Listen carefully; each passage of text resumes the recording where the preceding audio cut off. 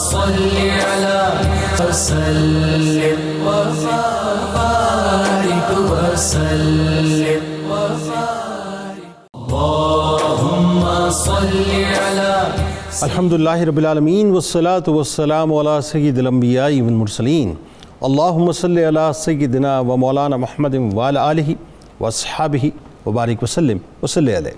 دنیا کے تمام دیکھنے والوں، تمام چاہنے والوں، تمام پیار کرنے والوں اور جہاں جہاں تک اس وقت میری آواز کو سنا اور مجھے دیکھا جا رہا ہے، جنید اقبال کی جانب سے انتہائی محبت کے ساتھ السلام علیکم۔ ایک بار پھر ناظرین آپ کو پر نور صبح میں صبح نور کے ساتھ میں دل کی گہرائیوں سے خوش آمدید کہتا ہوں، اور آئیے چلتے ہیں بلا توقف حضرت ابو انیس محمد برکت علی علیہ رحمہ کی تالیف اسماء نبی کریم صلی اللہ علیہ وآلہ وسلم سے رسول اللہ صلی اللہ علیہ وآلہ وسلم کا ایک اسم مبارک پڑھنے اور سننے کی سعادت حاصل کرتے ہیں۔ سیدنا المحلل صلی اللہ علیہ وآلہ وسلم، ہمارے سردار لا الہ الا اللہ پڑھنے والے، درود و سلام بھیجے اللہ آپ صلی اللہ علیہ وآلہ وسلم پر، آپ صلی اللہ علیہ وآلہ وسلم کی آل پاک پر اور صحابہ کرام رضوان اللہ تعالیٰ علیہم اجمعین پر۔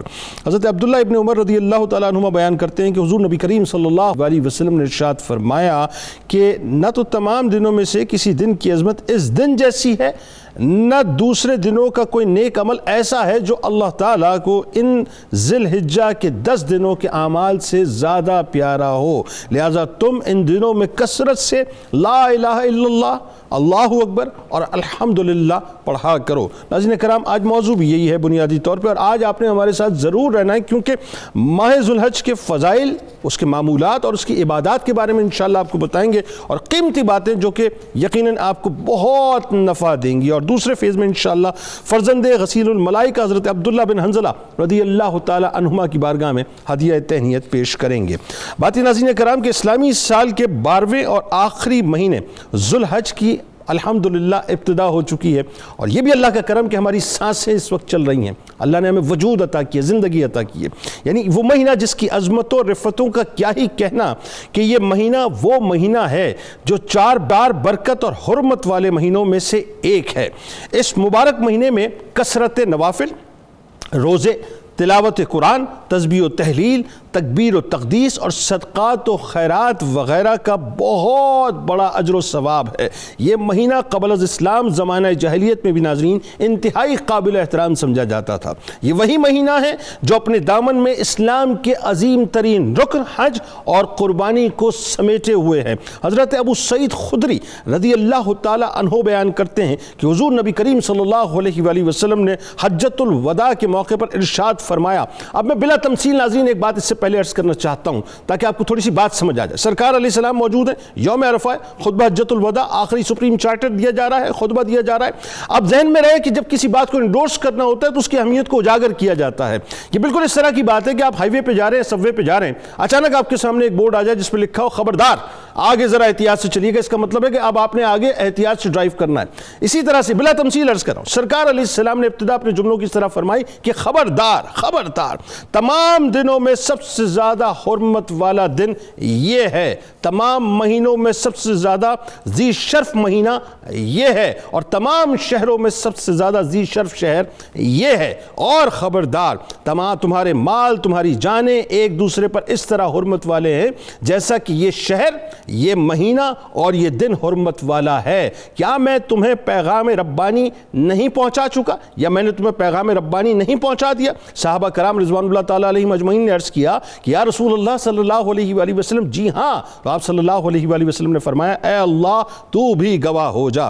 ناظرین کرام، یہ وہ قیمتی اور انمول ترین راتیں ہیں جن کی قسم خود ہمارا پالنہار والفجر واللیال عشر کہہ کر یاد فرما رہا ہے کہ قسم ہے فجر کی اور 10 راتوں کی۔ مفسرین کرام بیان کرتے ہیں کہ ان 10 راتوں سے مراد ماہ ذو الحج کی پہلی 10 راتیں ہیں جو اس وقت الحمدللہ رواں دواں ہیں۔ یہ اتنی قیمتی، اتنی نایاب، اتنی خوبصورت، اتنی مقبول راتیں ہیں کہ حضرت جابر رضی اللہ تعالی عنہ سے روایت ہے کہ حضور نبی کریم صلی اللہ علیہ وآلہ وسلم کے نزدیک ذوالحجہ کے 10 دنوں سے بڑھ کر کوئی بھی دن فضیلت والے نہیں ہیں۔ حضور نبی کریم صلی اللہ علیہ وآلہ وسلم نے ان دنوں کو سب سے اعلیٰ و افضل قرار دیا۔ حضور نبی کریم صلی اللہ علیہ وآلہ وسلم کا ارشاد گرامی ہے کہ دنیا کے افضل ترین دن ایام العشر یعنی ذوالحجہ کے 10 دن ہیں۔ دریافت کیا گیا کہ جہاد فی سبیل اللہ کے ایام بھی اس کی مثل نہیں، تو فرمایا کہ جہاد فی سبیل اللہ میں بھی اس کی مثل نہیں سوائے اس شخص کے جس کا چہرہ مٹی میں لتھڑ جائے، یعنی وہ شہید۔ ماہ ذوالحجہ کے فضائل اور اس کی اہمیت قرآن و سنت کی روشنی میں۔ بسم اللہ الرحمن الرحیم، اللہم صلی وسلم علی حبیبک المکرم وعلی آلہ المحترم۔ محترم جنید صاحب، آپ نے بڑے خوبصورت انداز میں ان دنوں کی اہمیت، اس مہینے کی عظمت کو ہم پر واضح کیا، سب سننے والے دیکھنے والے جان گئے۔ ماہ ذوالحجہ کے حوالے سے جو بات میں آج واضح کرنا چاہتا ہوں وہ یہ کہ اگر آپ یہ دیکھیں کہ انسان کو اللہ نے زمین پر اپنا نائب بنا کر بھیجا، بے شک قرآن کریم کا موضوع ہے الانسان۔ اس الانسان کی عظمت کو آشکار کرنے کے لیے اللہ تعالیٰ نے ماہ ذوالحجہ میں ہمارے سامنے جو باتیں رکھیں وہ ایک ایک قدم پر انسان کو اس کی عظمت کا نشان دے رہی ہے۔ اور وہ کیا ہے کہ آؤ صرف اس بات تک اپنے آپ کو محدود نہ رکھو کہ اللہ تعالیٰ نے اس مہینے کی 10 راتوں کی قسم کھائی لہٰذا یہ مہینہ اہم ہو گیا۔ نہیں، دیکھنا یہ ہے کہ ان 10 راتوں کی قسمیں کیوں کھائی گئی ہیں، یہ ماہ حرام جو ہے انسان کی حرمت کو کس طرح آشکار کر رہا ہے۔ وہ ہمیں نظر آتا ہے کہ ان ابتدائی 10 راتوں میں اللہ کے 2 جلیل القدر بندے، ایک خلیل ایک ذبی، سبحان اللہ، اور ان کی عظمت والی ان سے نسبت رکھنے والی خاتون سیدہ حضرت حاجرہ سلام اللہ علیہا۔ سبحان اللہ۔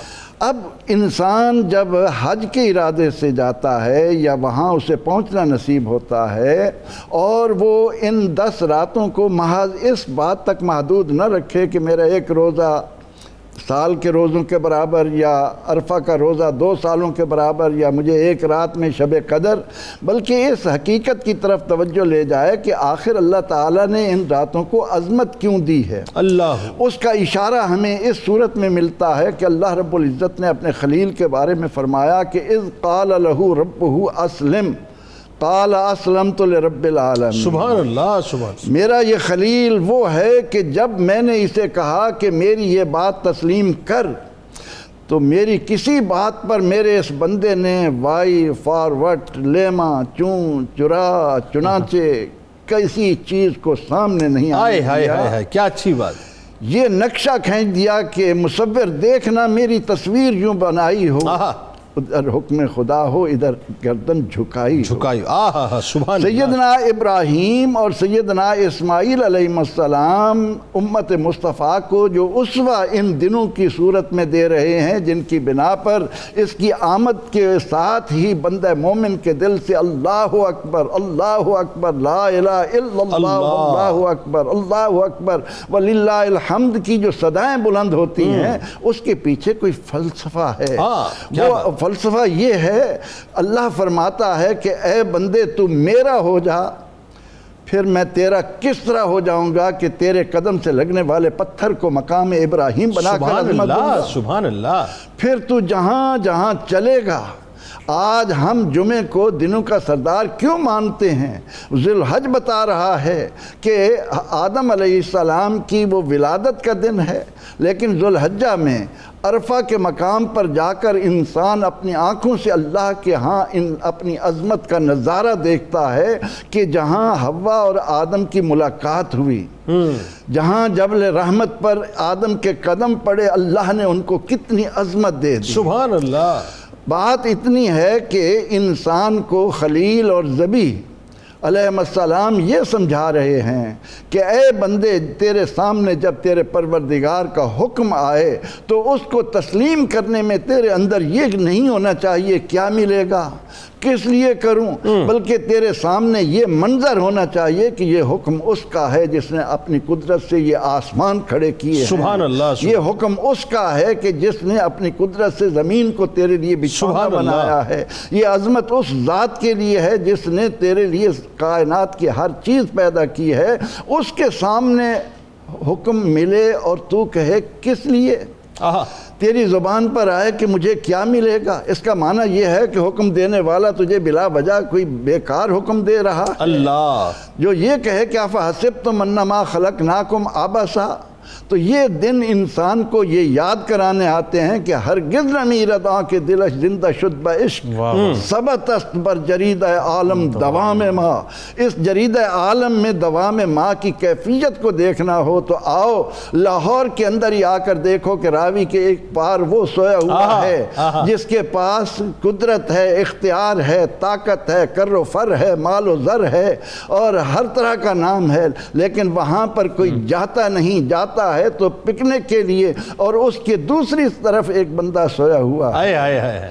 علی حجویری جس نے ماہ ذی الحج کی عظمت کو جانا، جس نے اپنی پہچان کی، جس نے یہ دیکھا کہ میں دنیا میں کیوں آیا ہوں، تو ابراہیم اور خلیل علیہ السلام نے اس ماہ ذو الحجہ کے ان 10 راتوں میں، ان 10 دنوں میں اپنے عمل سے جو ہمیں سبق دیا ہے کہ بندے تو بندہ ہے، اللہ اللہ ہے، اپنے آپ کو اس کے سپرد کر دے، وہ تجھے مرنے نہیں دے گا، حیات جاوداں سے۔ یعنی بات یہ ٹھہری کہ اللہ نے اپنے پیاروں کی پیار میں ان 10 دنوں کو اتنا پیارا بنا دیا کہ ان 10 دنوں کی اللہ تبارک و تعالیٰ نے قسم یاد فرمائی، اور پھر ان 10 دنوں کو پورے مہینے پہ محیط کر دیا۔ ظاہر ہے کیونکہ ماہ ذو الحجہ جو ہے اٹ سیلف، مطلب اگر ہم بات کریں تو اس کی برکتیں، اس کی رحمتیں اتنی ہیں، پھر جتنے ایونٹس اس ظاہر مہینے میں ہوئے ہیں۔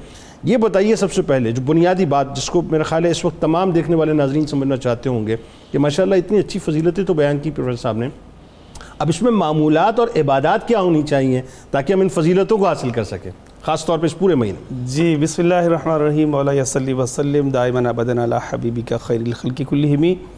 جنید بھائی دراصل انسان حریص ہے اور اسے نیکیوں کا حریص ہونا چاہیے، بالکل ٹھیک ہے۔ اس کے پیش نظر اللہ تبارک و تعالیٰ نے بعض دنوں کو بعض دنوں پر، بعض مہینوں پر فضیلت عطا فرما کے ہمارے لیے بخشش و مغفرت کے بہانے، اصل بہانے ہیں، بس وہ چاہتا ہے بندہ آ جائے۔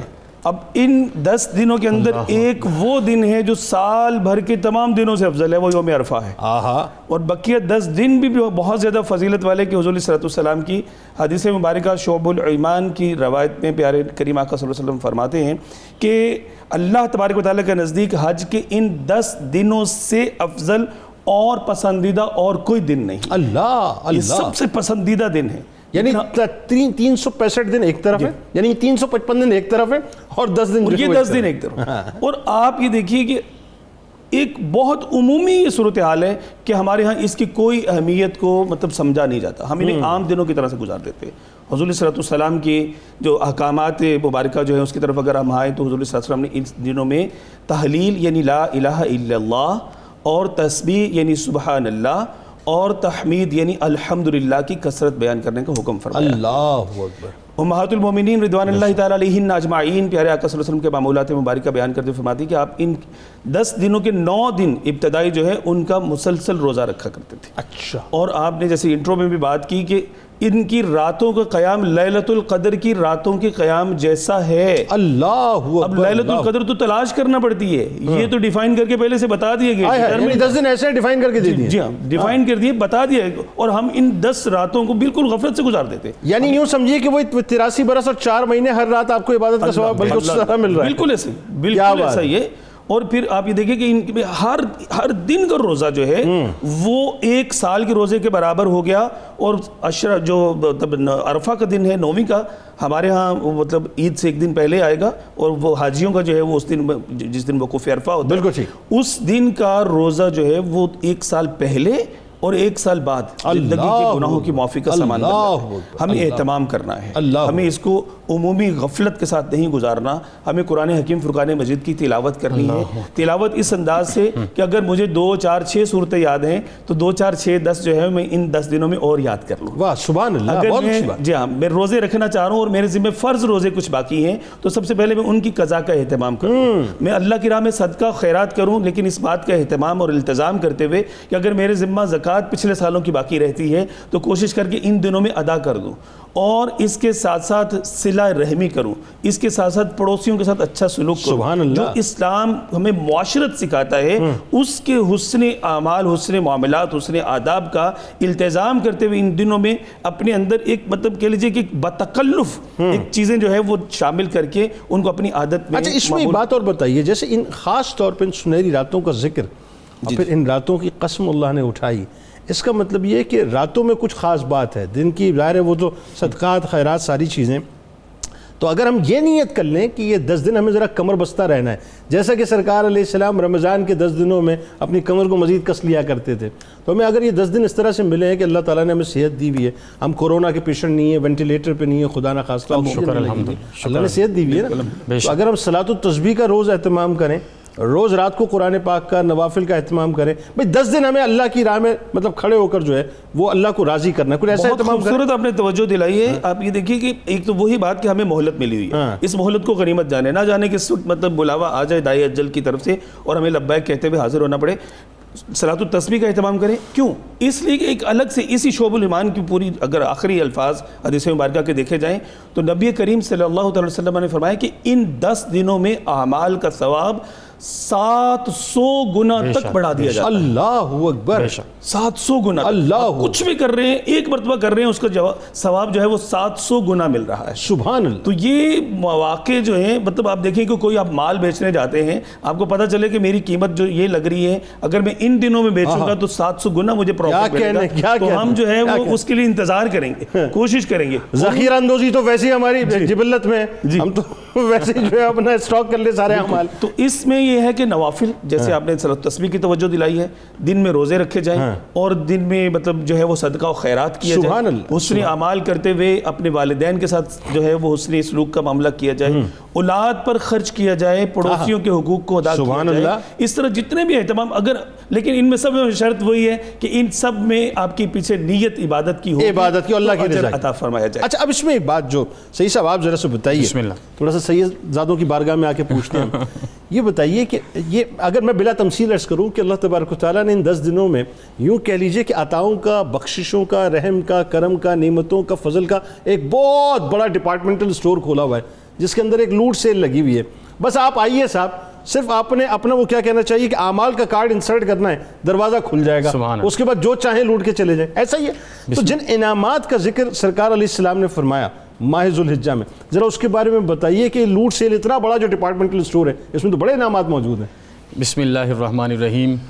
جنید بھائی, آج بڑی خوبصورت صبح میں آپ کے ساتھ ہم حاضر ہیں, اور جیسی کیفیت بنی ہوئی ہے اور جس ذات قدسی صفات کے صدقہ جلیل سے ہمیں یہ انعام ملے, میں چاہوں گا کہ 1-2 نعت کے اشعار پڑھ کے میں بات آگے چلاؤں. جناب. کہ چہرہ ہے کہ انوار 2 عالم کا صحیفہ, آنکھیں ہیں کہ بحرین تقدس کے نگی ہیں, ماتھا ہے کہ وحدت کی تجلی کا ورق, سبحان, عارض ہیں کہ والفجر کی آیات کی امی ہیں, گیسو ہیں کہ واللیل کے بکھرے ہوئے سائے, سبحان, ابرو ہیں کہ کوسین شب قدر کھلے ہیں. جیسے میرے حبیب کی ذات والا تبار رحمت ہے, ویسے ہی آپ کے صدقہ جلیل سے یہ پورا عشرہ ہی رحمت ہے. سبحان. جناب عبداللہ بن عباس اور جناب جابر بن عبداللہ سے یہ روایات ہیں کہ والفجر سے مراد یا 1 ذی الحجہ کی صبح ہے یا 10 ذی الحجہ کی صبح ہے, اور والیال عشر سے مراد تو یہی 10 راتیں ہیں. اور اگلی آیت ہے والشفع والوتر, اور ان میں سے اللہ نے ایک والوتر یوم نہر یوم عرفہ بنا دیا اور والشفع کو یوم نہر بنا دیا ہے. آپ جس رستے سے بھی آئیں گے آپ کو برکتیں ملیں گی. مجھ سے پہلے قبلہ ہاشمی صاحب کہہ رہے تھے 700 گنا تک آپ کو نیکیاں ملتی ہیں, اور اگر آپ ان معمولات پر عمل کرتے ہیں تو وہ 10 انعام ملیں گے جن انعامات کے پیچھے ہم اپنی پوری زندگی گزارتے ہیں. سب سے پہلا انعام جو اللہ پاک اپنے حبیب مکرم صلی اللہ علیہ وسلم کے صدقے سے آپ کو عطا کرے گا, جس کے لیے آج ہم ہر طرح کی محنت کرتے ہیں, وہ کیا ہے؟ آپ کی عمر میں برکت ہوگی. اللہ. البرکۃ فی العمر، عمر میں برکت ہوگی اگر آپ ان پر عمل کریں گے. اللہ. دوسرا انعام جو آپ نے ابھی کہا ہم ذخیرہ اندوز ہیں، مال میں کثرت اللہ پاک عطا فرما دیں. ہائے ہائے ہائے سبحان اللہ. تیسرا انعام اولاد کی حفاظت میرا رب کریم اپنے ذمے پر لے لے گا. سبحان اللہ. چوتھا انعام پچھلے سارے گناہوں کا کفارہ ادا کر دیا سبحان جائے گا. اللہ. پانچواں انعام نیکیوں کا اضافہ اور نیکی کرنے کی توفیق میں بھی اضافہ فرما سبحان دیا جائے اللہ. گا. سبحان. اور چھٹا انعام جو مومن کے لیے سب سے بڑا انعام ہے، وقت نزا اللہ پاک آسانی پیدا فرمائیں گے. ساتویں انعام پر دو باتیں ہیں. ہاں. کہا کہ ساتواں انعام ترتیب سے تو یہی بنتا ہے کہ اللہ پاک قبر کو آپ دنیا پر ہی ہیں روشن اور منور کرے گا. اور یہاں پر ایک بڑی خوبصورت بات مجمع الزوائد میں ہے کہ اللہ پاک آپ کے دل کو روشن اور منور کرے گا. اور اگر دل روشن اور منور ہو جائے، آپ کی باطن کی آنکھ روشن اور منور ہو جائے. یہاں پر ہمیں اپنے استاد محترم حضرت پیر امین الحسنات صاحب کا ایک جملہ یاد آتا ہے کہ آپ کو دل کی تکلیف ہوئی اور آپ جا کے، ایک صوفی کا جملہ ہے، آپ جا کے ڈاکٹر کے پاس ایڈمٹ ہوئے تو ڈاکٹر شہریار صاحب نے ساری رپورٹس لینے کے بعد کہا پیر صاحب آپ کا دل تو بالکل صاف ہے. آپ نے کہا جس دل میں محبت ہوتی ہے وہ دل ہمیشہ ہی صاف ہوتا ہے، اور یہی مومن کا دل ہوتا ہے. تو فرمایا ساتویں میں یا قبر روشن ہو جائے گی یا اللہ پاک توفیق عطا فرمائے گا، آپ کا دل روشن اور منور ہو جائے گا. آٹھواں انعام سنیے گا، آپ دنیا پر موجود ہیں، میرا رب کرم یہ کرے گا آپ کے میزان کے نیکیوں والے پلڑے کو دنیا میں ہی باری فرما دے گا. سبحان اللہ. نواں انعام کیا ہے؟ اب یہ آپ نے جو لفظ بولا نا کہ ایک پورا ڈپارٹمنٹل سٹور کھلا ہے، اگر آپ ان سارے انعامات کو دیکھیں تو میں کہتا ہوں کہ جس طریقے سے بھی آؤ آج ہمیں ایک جھاڑو لگا کے ان سب کو لے جانا چاہیے. نواں انعام یہ ہے اللہ پاک جہنم سے آزادی کا اعلان فرماتے ہیں. اور 10واں انعام یہ ہے کہ جنت الفردوس نہیں ملتی، صرف جنت الفردوس نہیں ملتی بلکہ اس توفیق سے ملتی ہے کہ جنت الفردوس کے درجے اللہ کے فضل سے بلند ہوتے رہتے ہیں.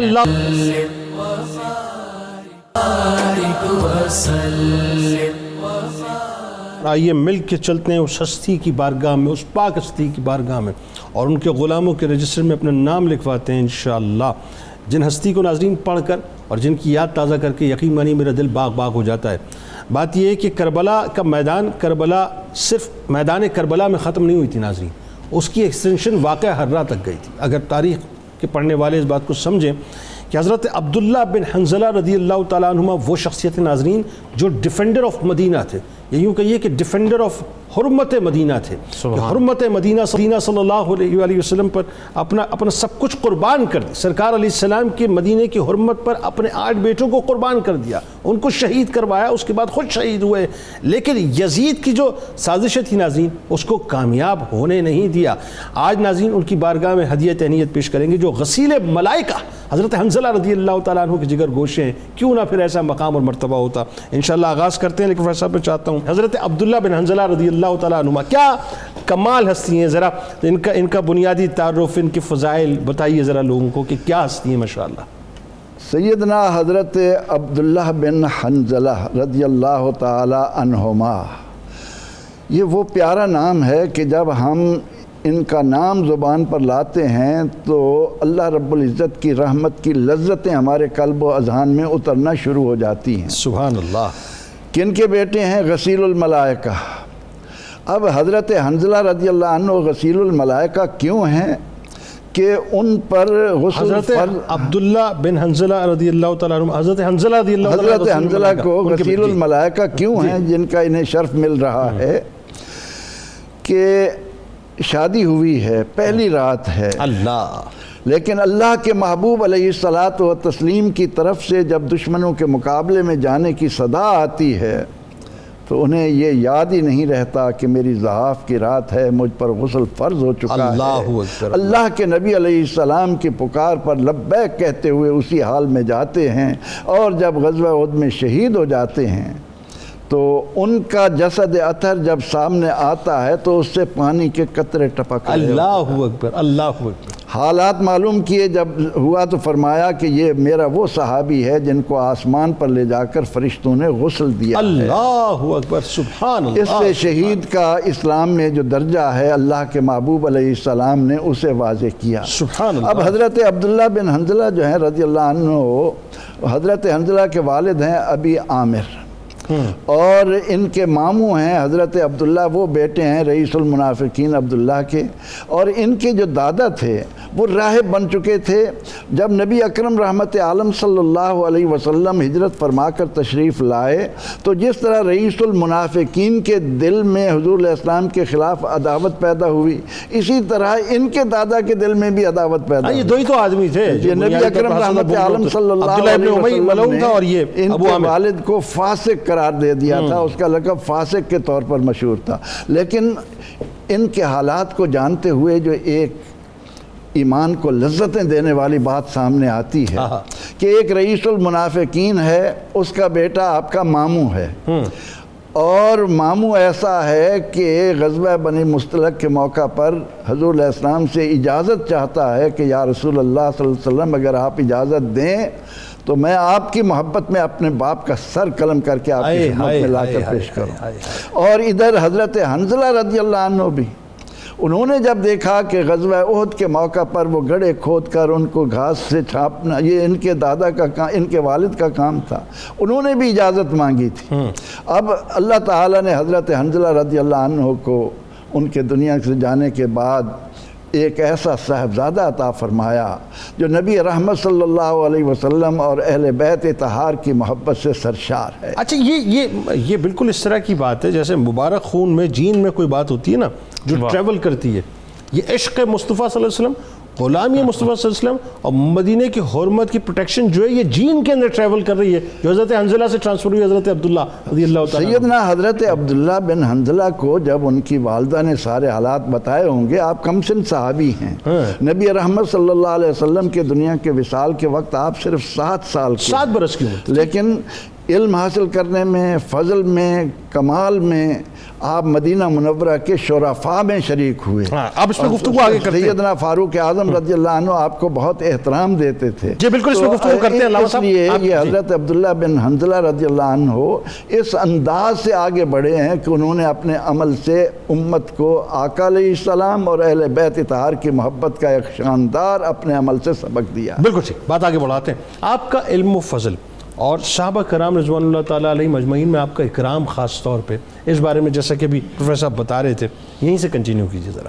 جی، ایک تو آپ کی ذات اقدس کا جو خاصہ مدینہ منورہ کی محبت اور تاجدار مدینہ صلی اللہ تعالیٰ علیہ وسلم کا عشق، یہ بڑا غالب آپ کی زندگی کا ایک نمایاں پہلو نظر آتا ہے، اور اسی بات کے پیش نظر ہے کہ صحابہ کبار رضوان اللہ تعالیٰ علیہ مجمعین آپ کا بہت زیادہ احترام و اکرام کیا کرتے تھے۔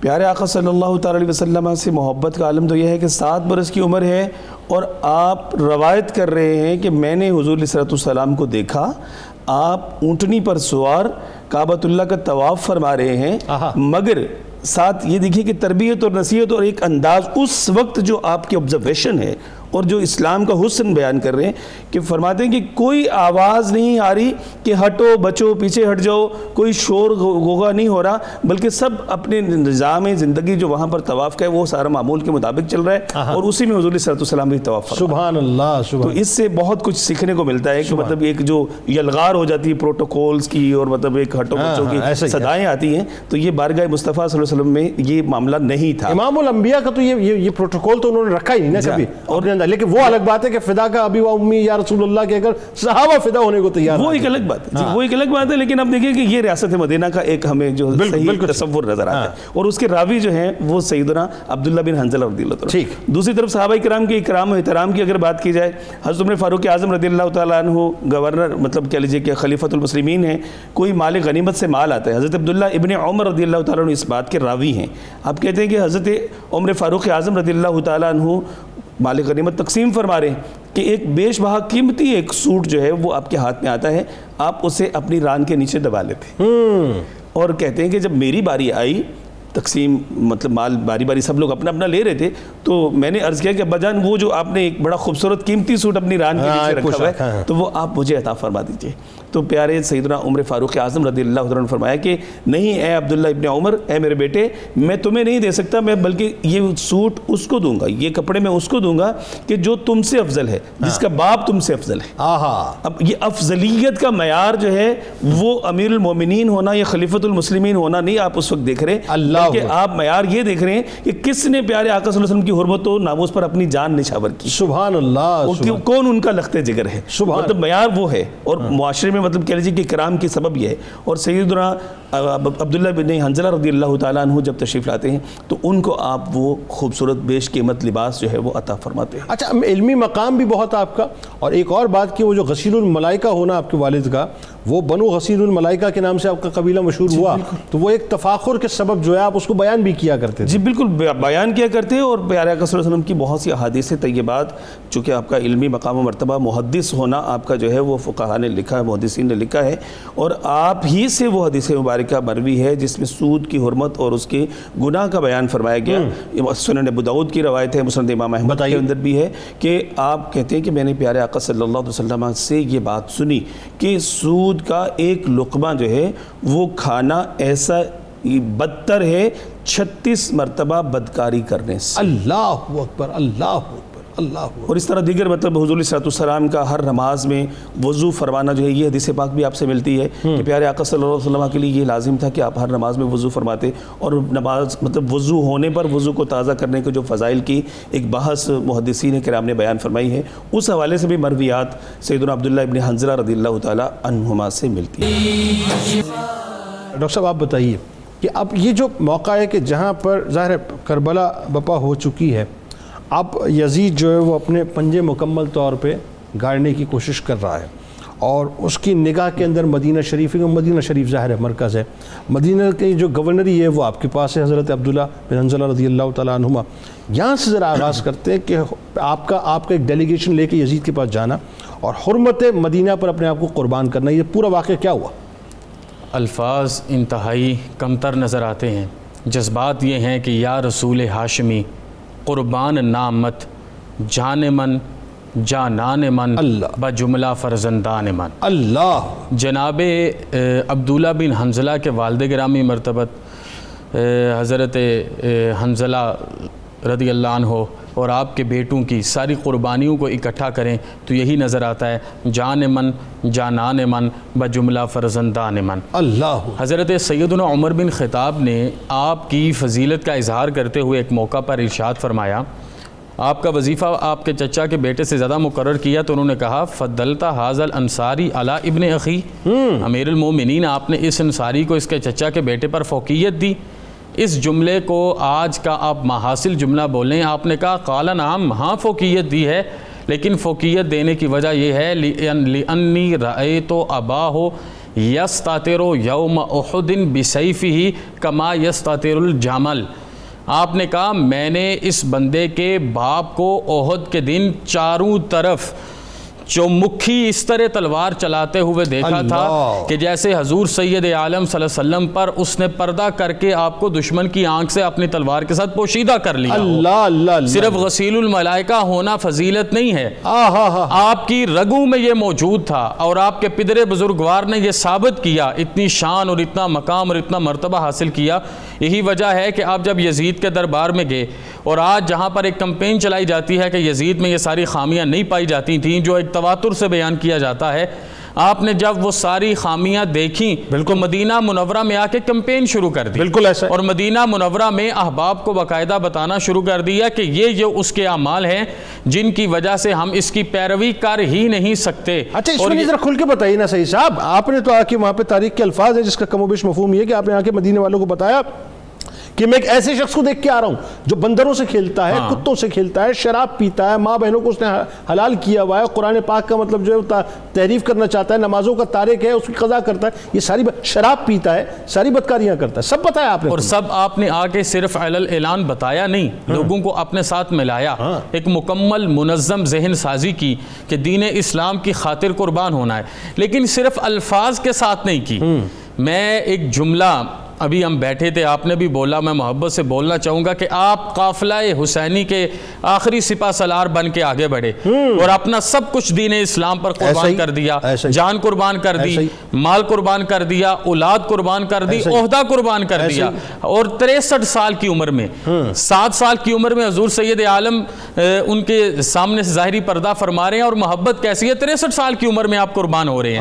اچھا، جب امام علی مقام کی شہادت ہوئی اور اس کے بعد وہ مکمل واقعہ ہر جو ہمیں نظر آتا ہے، ہم دیکھتے ہیں اسلامی تاریخ کا سب سے بڑا جو شب خون مارا گیا، جس کے بارے میں اگر میں اور آپ الفاظ بولیں تو ہمارا جسم اور روح کانپتا ہے۔ 3 دن کے لیے جو مسجد نبوی شریف کو الیاذ باللہ انہوں نے استبل بنا کے رکھا، اور آسمان اور زمین نے وہ ظلم کے مناظر دیکھے جو اس سے پہلے نہیں دیکھے گئے تھے۔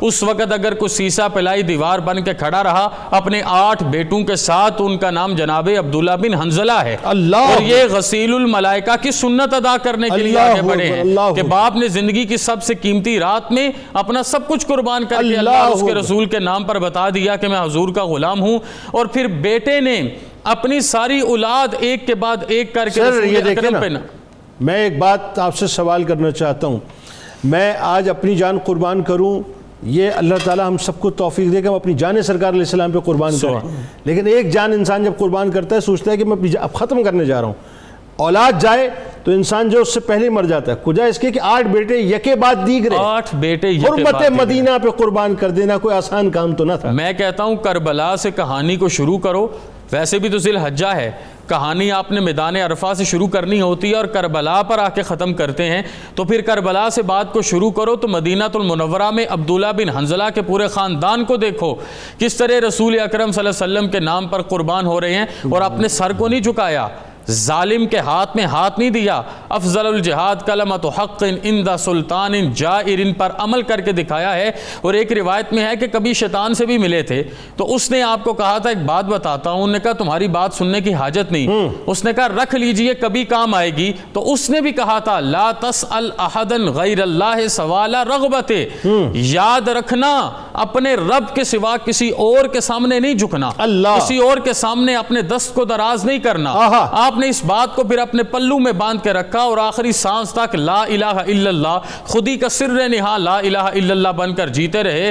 وہ حضرت اقبال نے کہا تھا نا، گرچہ بت ہیں جماعت کی آستینوں میں، مجھے ہے حکم اذان لا الہ الا اللہ، سب قربان کر دیا اور لا الہ الا اللہ کو بچانے کا۔ بہت شکریہ جی آپ تینوں، آپ کا آپ تشریف لائے۔ ناظرین کرام، کتاب الشفا کی جانب چلتے ہیں۔ یوم عرفہ کے روزے کی فضیلت، فرمان مصطفیٰ صلی اللہ علیہ وسلم کہ جو شخص یوم عرفہ کے روزے کا معمول بنا لے تو میں اللہ تعالیٰ کی ذات پر امید رکھتا ہوں کہ اللہ تبارک و تعالیٰ اس کے 1 سال کے پہلے کے اور 1 سال کے بعد کے گناہ معاف فرما دے گا انشاءاللہ۔ حضرت علی کرم اللہ وجہ الکریم کا قول مبارک، دنیا کے فانی مال کو اللہ تعالیٰ کی راہ میں خرچ کرو۔ کیا کمال بات ہے، دنیا کے فانی مال کو اللہ تعالیٰ کی راہ میں خرچ کرو، کیونکہ اس کے بدلے میں آخرت کی ہمیشہ باقی رہنے والی نعمتیں ملتی ہیں۔ فاطمہ وسیدتنا زینب وسیدنا حسن وبارک وسلم